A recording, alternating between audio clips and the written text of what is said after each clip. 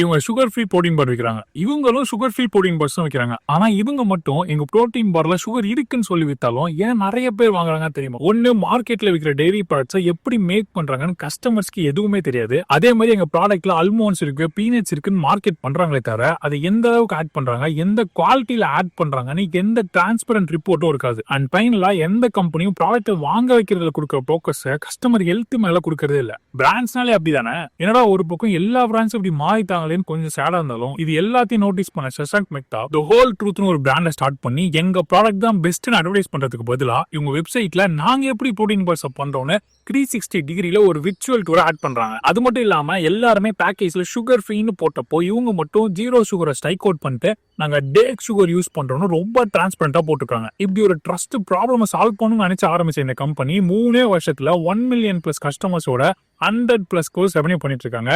Trust place a major role in life.